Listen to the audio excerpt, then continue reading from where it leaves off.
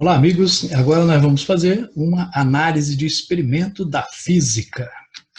E para isso nós vamos observar alguns experimentos em vídeo, né? Será apresentado um vídeo com um experimento a você. E nessa atividade, nós vamos utilizar uma metodologia científica, tá? Ou seja, vamos usar o passo a passo, né?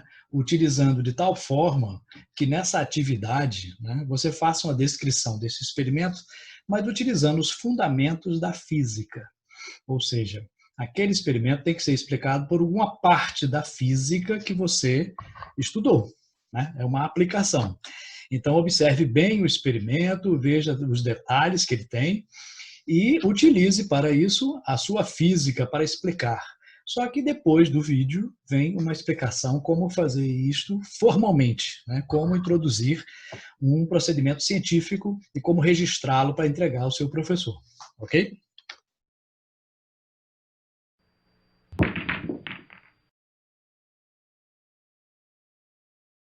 Para esta demonstração, usaremos um conjunto de pêndulos também conhecido como pêndulo de Newton. O pêndulo de Newton consiste de 5 esferas de aço idênticas penduradas por fios de nylon de mesmo comprimento. Cada esfera deve ser presa por 2 fios para que mantenham a direção do movimento sem se desviar. Inicialmente, iremos efetuar a colisão entre apenas 2 esferas. Uma delas está em repouso e a outra posicionada numa certa altura.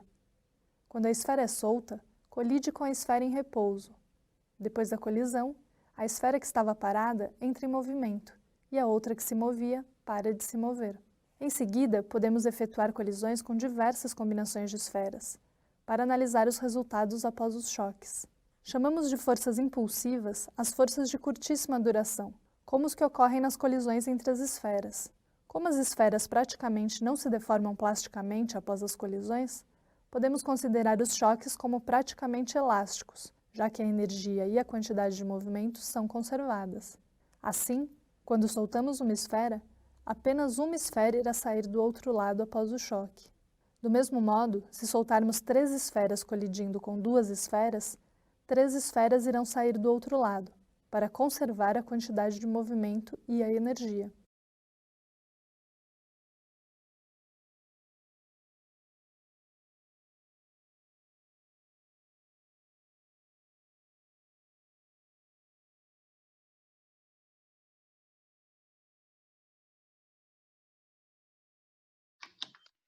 E aí você quer fazer essa análise científica de uma maneira mais formal, né? Como faremos isso? Bom, existem várias formas de descrever um experimento. Aqui é uma delas, mas qualquer uma outra tem que conter, pelo menos, essas informações. No início, né, na primeira parte, vamos identificar, localizar a área, o título e o objetivo. Então, na primeira parte, você tem que identificar-se, né? Então, é o nome do estudante que é responsável por essa descrição, essa análise, né, do experimento científico. Depois você vai colocar aqui a parte da física que está relacionada, né? É mecânica, é eletricidade, é ótica, especificando, né? Então, por exemplo, qual é a parte da ótica? Ótica física, ótica geométrica, ondas mecânicas, ondas eletromagnéticas. Então, é importante ao observar o experimento que você identifique qual é a área específica da física que está sendo analisada. É o movimento retilíneo, o movimento curvilíneo. Né? Depois você vai colocar um título. Nesse título, nunca você começa com um verbo. Né? Sempre coloca avaliação, análise, investigação. Lembrando que em qualquer descrição, análise ou relatório, né, você sempre, nunca coloca na primeira pessoa. Né? Eu analisei, eu fiz isso. Não, nunca se coloca. No objetivo, você vai começar com o verbo. Tá? Avaliar, determinar, investigar. Né? Então, título sem verbo, objetivo com verbo.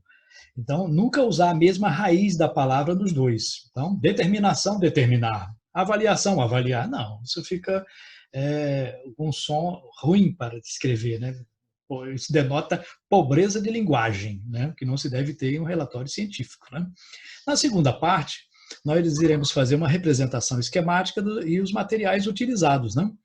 Na representação, né, você vai colocar aqui, ilustrar o que foi analisado em forma de esquemas ou desenhos. Né? Não precisa ser um desenho artístico, bonito, não, mas um desenho que possa se identificar o que é. Pode ser triângulos, quadrados, círculos, não tem problema. Pode ser figura geométrica, mas que identifique com um nome ou então com uma referência. Você vai visualizar o experimento indicando as partes principais deste experimento. Depois vai colocar os materiais que foram utilizados, né? Foi utilizado uma régua para quê? Para isso foi utilizado. Então a descrição tem que colocar os materiais e como eles foram utilizados ali naquele experimento. Okay?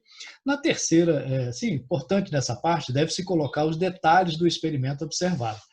Ou seja, né, tem que ficar sempre bem detalhado. É a parte mais detalhada de uma descrição ou de um relatório, né, de uma coisa que você está observando. E a terceira e última parte, você vai colocar quais os princípios da física que foram identificados naquele fenômeno. Nessa primeira parte aqui, você vai enumerar conceitos, leis, lei de Newton, primeira lei de Newton, segunda lei de Newton, né? Qual é o princípio da termodinâmica, qual é a teoria da física que foi comprovada, qual é o conceito físico que está relacionado àquele experimento. E na última parte você vai fazer uma discussão dos resultados, né? Você vai interpretar aquilo que foi observado baseado nos princípios que você identificou. Acontece isso por causa do princípio tal, tal e tal. Então é importante colocar essa última parte. Assim você terá feito uma análise de um experimento adequadamente. Ok?